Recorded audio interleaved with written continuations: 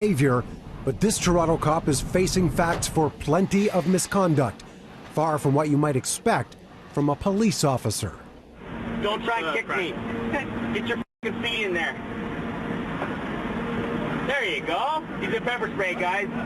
Constable Matt Brewer, caught on video in 2016, is accused of using profanity and pepper spraying a man in handcuffs in the back of his police car. In another case, while off duty at home, officers from Durham Police were called to Brewer's home after neighbors heard gunshots.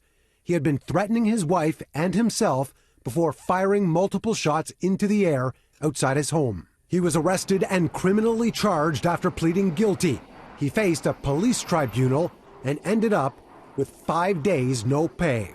The really big problem here is that you aren't allowed to fire a police officer unless that officer's been convicted of a criminal offense and actually put in jail.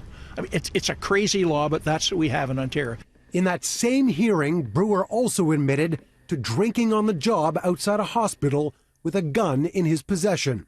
Brewer's defense in at least a couple of the cases he has faced is that he suffers from post-traumatic stress disorder and other trauma issues related to his work. His counsel has argued that while it doesn't excuse his behavior, it's reason for rehab, and it seems to have worked again and again. After the incidents in 2016, Brewer was placed on administration duty, where he remains today. He does not carry any use of force, gun, baton, or pepper spray. There are many cases where there may have been something gone wrong. The red flags have to go up. Exactly. In any other employment situation, the person would be gone. You know, you want someone who can perform the job without causing too much trouble. But that's not it.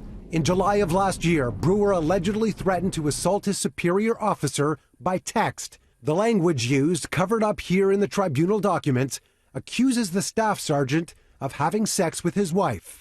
That same weekend, Brewer was said to have entered a gym in Whitby, yelled abusive, insulting language at a woman, throwing keys at her before kicking over a garbage can and leaving. Add that to everything else, and it still remains to be seen what happens next. Get in the f***ing car. Stop!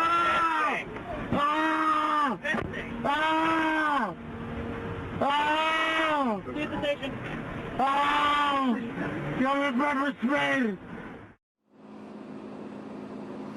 John Sewell went on to say that even with the changes the province is making to the Police Services Act, it won't make much of a difference in cases like this.